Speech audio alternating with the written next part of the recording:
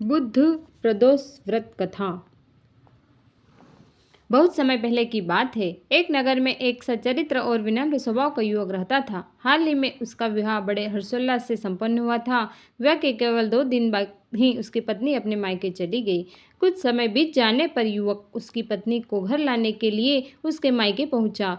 जब वह अपनी पत्नी को लेकर लौटने लगा तब दिन बुधवार था। पत्नी के माता पिता ने उसे रोकते हुए कहा, बेटा, बुधवार को विदाई शुभ नहीं मानी जाती, आज रुक जाओ, कल चले जाना। परंतु युवक अपनी जिद पर अटिक रहा और बोला, मैं तो आज ही बुधवार को लेकर लौटूंगा, घर पर जरूरी कार्य है, मुझे देर नहीं करनी चाहिए। माता पिता ने अपने अनमने मन से बेटी और दामाद को विदा कर दिया। युवक बैलगाड़ी में पत्नी को बैठाकर अपने घर की ओर चल पड़ा। नगर से बाहर निकलते ही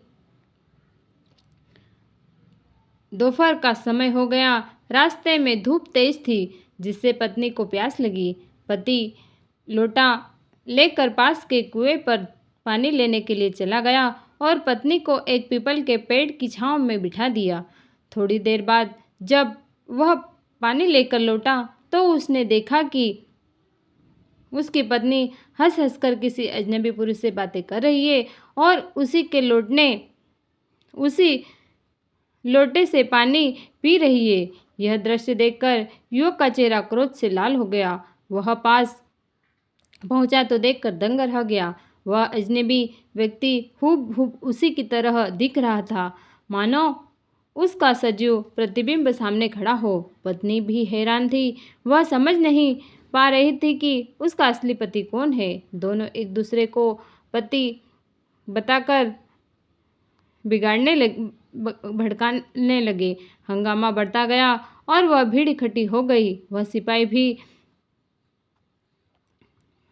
भी वहां पहुंचे। सिपाहियों ने पत्नी से पूछा, इन दोनों में तुम्हारा पति कौन है? परंतु पत्नी किंकर वृत्ति मूड होकर कुछ न कह सकी। युवक ने मन ही मन सोचा, निश्चित यह सब मेरी भूल का परिणाम है। मैंने बड़ों की बात नहीं मानी और बुधवार को पत्नी को विदा करा लिया। उसने श्रद्धा से भगवान शंकर का स्मरण करते हुए प्रार्थना की कि हे भोलेनाथ, मुझ पर कृपा करे, मेरी रक्षा करे, मेरी भूल को क्षमा करे। भविष्य में मैं कभी इस पवित्र नियम का उल्लंघन नहीं करूँगा।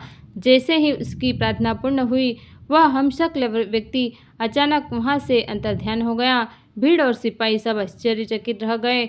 पत्नी ने भावुक होकर अपने पति के चरण पकड़ लिए और दोनों सकुशल अपने घर लौट आए और उस दिन से वह दंपति ने केवल बुधवार के दिन विदाई न करने का नियम मानने लगा, बल्कि श्रद्धापूर्वक बुध त्रयोदशी प्रदोष व्रत करने लगे। तब से यह मान्यता बन गई कि जो भी श्रद्धा और भक्ति से इस व्रत का पालन करता है, उसे सुख, शांति और वैवाहिक जीवन में अधिक प्रेम प्राप्त होता है। अतः प्रत्येक मनुष्य को इस व्रत का पालन करना चाहिए और बड़ों की बातें मानकर जीवन में शुभ कार्यों का स्मरण करना चाहिए।